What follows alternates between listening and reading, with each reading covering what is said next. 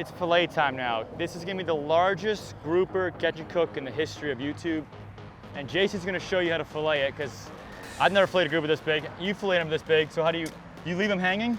Yeah, leave them hanging, man, because this. How much does fillet weigh? Well, so yeah, off of this fish, this fillet right here is probably gonna be 65 to 75 pounds. Really? Just this fillet. So yeah, if you're trying to cut them when they're laying down on the ground, you can cut, which is, you know, if you're using big black groupers, 50, 60 pound black groupers and stuff, you'll put a little slit in the skin here. You'll have one of your buddies put their fingers in there and lift it up as you're chopping it as it's laying down. With this guy, it's physically too big. You imagine bent over, picking up 75 pounds for 15 minutes, ain't gonna happen.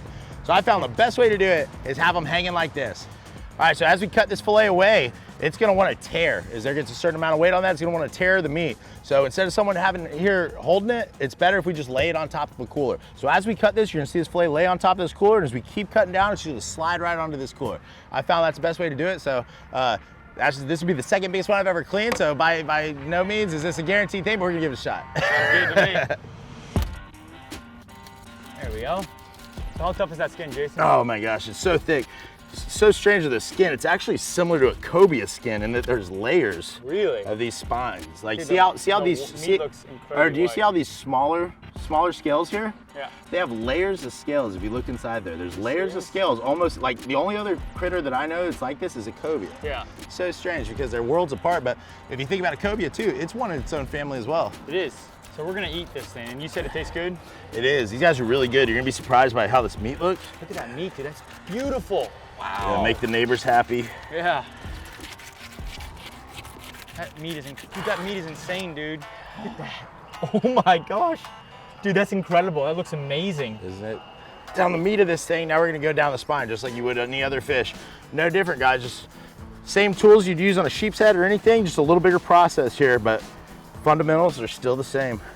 Dude, I'm not gonna lie, bro. I thought the meat was gonna be more gray. It's like, beautiful. That's unbelievable. It's like a giant deep water snowy grouper. And look, no parasites, no nothing. It's beautiful. Beautiful. Look, this almost looks like a loin. It looks like cheek meat, doesn't it here? See the striations on it? Check this out. Look at this. Look at this right here. So I called my buddy Zach from Inner Workings. He's doing our bone mount on the triple tail. And I think we're gonna do a bone mount on this thing. It'd probably be the coolest bone mount ever made. Oh my gosh, I'm envious. We're gonna have to trade off every 6 months.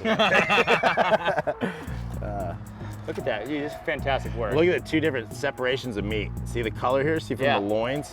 So here is your back strap, and then here is your loins. Your belly meat, your rib meat. Yeah, that rib meat is probably delicious, dude. Yeah, it's good. It's good, man. You can actually, these are so big, you can actually take these out and you can smoke them on the grill. No different than you would, like, say, a rack of deer ribs. They're that thick. They're that We meaty. started cooking the cobia rib meat, and it's delicious. Yeah. It has completely different texture in the back strap. It sure does, man. And like say, sweeter the meat, closer to the bone, right? So you're cooking that rib meat into those bones, man. You get a whole different color to it. There you go. I can't believe how beautiful the meat is, dude. Spine almost just got me in his post-mortem deal. Here we go. Here we go. Woo! That right there, son, is a fillet. Look at the size of that fillet. Oh. Dude, that thing's almost 100 pounds. That's insane. That's a fillet, guys, a grouper fillet. That's a grouper fillet. Right there. Guys, come check. Look at this meat. I mean, look at this right here. Look at that. How white that meat is. Look how thick that grouper fillet is. I mean, look at that. It's 5 inches thick right there. That's insane. 1, 2, 3. Oh, that's incredible. Look at that size. The fillet is bigger than the cooler. That's insane. Right. That's only one side, guys. We still got this side to deal with. This should be a lot easier this side, right? Yeah, we already got half of it off. It's warmed up a little bit. I've never filleted a fish hanging from a rope. Filleted some big tunas, but you gotta adapt and overcome. Tuna you cut in half the fillet. Yeah, you don't right down that lateral line down there. Yep, up the bloodline. I mean, you can probably do these guys this way, but what we're trying to minimize here is going through this hide, man. Yeah. I mean, this is just a knife killer. An absolute knife killer right here. So, yeah, going down this lateral line isn't really an option on these guys, but man, look at that. Look, we peel this back, look at this. That's unbelievable. Golly. Freaking, looks like cheek meat, right? That's unbelievable. That back strap's just insane. It really is. I mean, guys, look how big the eyeball is. Look how big the head is. I mean, the head probably weighs 80 pounds. More. Some of these bigger fish, any bigger fish you get, it's gonna be high in your heavy metals and stuff, but that's with anything, big groupers, anything that's been a long time in the water, a long time alive out there is gonna accumulate those toxins because they never go out of them. Dude, look at that, no miss meat. Look at that. Fantastic work, Jason. Better lucky than good. That's all she wrote right there. Look at that. Another massive fillet.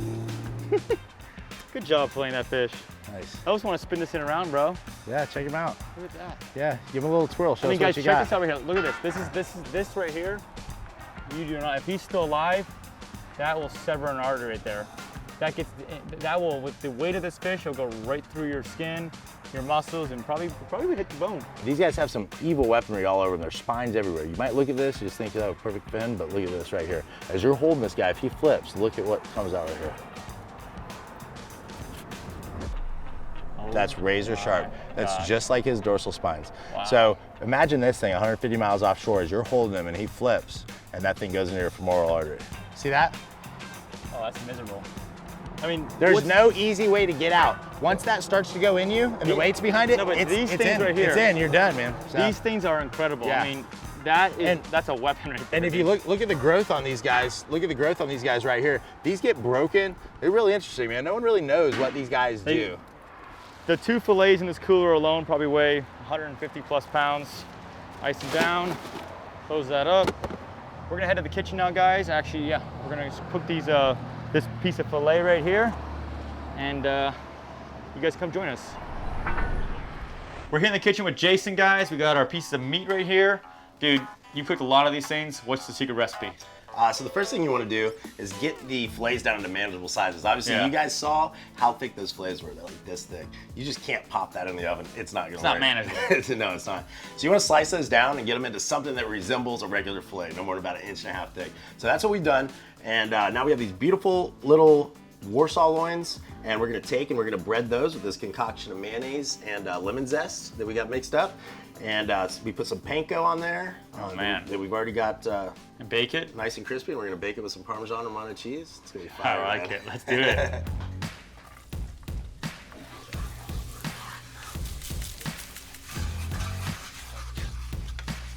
All right, so we got our portion sizes right here. Now we got our concoction of mayonnaise with some lemon zest in there. We're gonna coat that real nice. You don't wanna put too much on there. You just wanna have enough of it so that panko has something to bite on. And we're not gonna put any on the bottom. So if you put it on the bottom, it's just gonna end up turning into soggy bread. We don't want that. We want this stuff to stay nice and crispy. That's why we pre-toasted this panko in here. You can see that that's usually not the color of panko, because we've added butter, about 4 tablespoons of butter, and some garlic to that. We've pre-toasted that panko. So that's gonna make sure that these baked fish are nice and crispy, just like they would be if you fried them. All right, now we're gonna take this delicious little Warsaw chunk here. Make sure you get this panko all up around it, but try not to get too much on the uncoated side of the fish. We're gonna add a little extra on top here. Make sure that gets nice and stuck to it. That's gonna make sure this thing is wonderful and crispy with nice, tender, flaky Warsaw Grouper inside. Voila. Already looks good. We didn't really make this clear in our last video where you saw us catch this fish. Warsaw, you're allowed to keep 1 per day in the Gulf of Mexico, and it counts against your grouper aggregate. So you're allowed 4 grouper per day. And Warsaw can be one of them. You're only allowed 1 per vessel. And, you know, that's, like I said, you only need 1. You saw what we caught. If you can't keep more than that, I mean, you're not gonna be able to do anything with it. Yeah, there's not a ton of people harvesting these things, man. I mean, No, there isn't. They're running so far out there, the equipment needed to do it, so. We were 140 miles offshore. Yeah, I mean, well, 140 nautical miles. It's a long way. So, you know, it's awesome to be able to bring these things back and give even experienced fishermen something that maybe they've never tried, maybe they've never had. All right, guys, so we got this awesome looking Warsaw all coated up with our panko here. We're gonna throw that in the oven now at about 350 degrees, well, exactly 350 degrees, for about 20 minutes. And we're gonna pull it out, put a little Parmesan Romano cheese on it, throw it in for another couple minutes to brown it. All right, guys, so we got these pine nuts in here. We're gonna add to our orzo. We're just roasting these things stovetop right here. It's gonna be awesome with that Warsaw Grouper. Whenever you're toasting these pine nuts, you just wanna make sure that you got these about on medium heat and you're just constantly stirring them. Because if you walk away for even a second, they're gonna burn. So it only takes about 2 minutes, so not too long.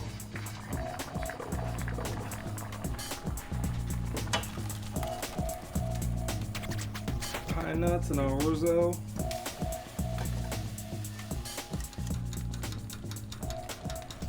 All right, so our timer just went off for 20 minutes there. We're gonna go ahead and take these guys out and add Nice, some dude. Parmesan Lots of cheese, Jason. Lots of cheese. All right, so this one's gonna be yours. You pretty much don't even need the fish. You just need to cook the cheese and maybe top it with fish. All right, guys, now we're gonna throw this thing back in the oven here. Just let that cheese brown. Look at that. Which one's Josh's? I don't know. All right, throw that back in there. We're gonna throw that in. Kind of just wanna watch it, you know, it should take two to 4 minutes, something like that. If it's in any longer, throw it on broil. That's gonna brown that, toast that cheese, make it look delicious. Well, we got it on broil right now. Leave the oven cracked like this. That way that burner stays on. If you close the oven, sometimes it'll shut off at like 500 degrees. So we just want that thing to stay on. We're just gonna sit here and watch this cheese. So it's starting to brown right now. It's absolutely perfect. Oh wow, that looks great, dude. Yeah, I'll take that out. Looks fantastic. Yes, sir. That is ready to go right there. We'll put that over some orzo with some fresh veggies. All right, guys, our fish is ready. We got our orzo with pine nuts here, some veggies. Go ahead and plate this bad boy up. I cannot wait. All right, How's Josh. the fish looking, Jason? We got your cheesy one here first. You're gonna be our guinea pig. I'm the guinea pig. All right, yum. Look at that deliciousness right there. Get some veggies. Always eat your veggies, kids. Oh, fresh lemon juice all over that thing. Looks fantastic. Let her eat. We got panko encrusted Warsaw Grouper with Parmesan and what is it? Romano. Romano Yeah, cheese. Parmesan Romano cheese. Orzo and fresh veggies. Yeah, orzo with roasted pine nuts. All right. Oh yeah, that's right. Yeah. Okay, I'm gonna take a bite right now. You ready? Here we go. See how good of a cook Jason really is. Let's see. Moment of truth.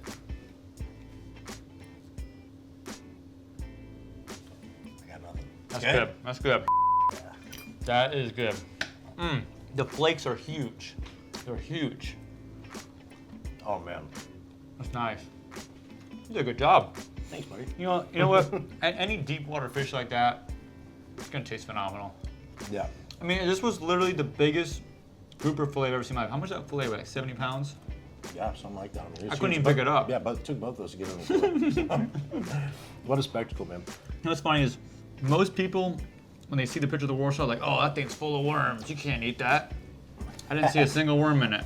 No, that people are really surprised, man. They always tell me that's like one of the biggest comments. One of the first things they're like, you know, it's got to be full of worms. Ooh, gross. Like, why would you eat it? But surprise, it's not. I mean, you guys are gonna see. You guys saw in the video when we filleted it. Yeah. I mean, there's nothing to be found. It's beautiful white meat. It's absolutely gorgeous, and it tastes even better than it looks. It's freaking good. It is good. I'll tell you what, guys. If you want to go out and catch one of these things, I mean, this was a 3-year quest to complete this, and it was well worth it. This is the guy right here, Jason Boyll. He's the real deal, the Warsaw King. If you guys want to go catch, like I said, the largest grouper that you can kill and eat in the world, Warsaw Grouper, Jason Boyll. Check him out on Instagram. His link's right there, and it's also in the description of the video, guys. Just want to thank you guys for watching. Make sure you check out our BlacktipH products at blacktiph.com. We're doing a promotion because of this Warsaw, so if you use the promo code WARSAW, okay, you can save 10% on any purchase on our website, blacktiph.com. So check that out, guys. Use that promo code. Thanks for watching. If you want to see our most recent video, click right here. If you want to subscribe, click right here. And thanks for watching, and see you next time.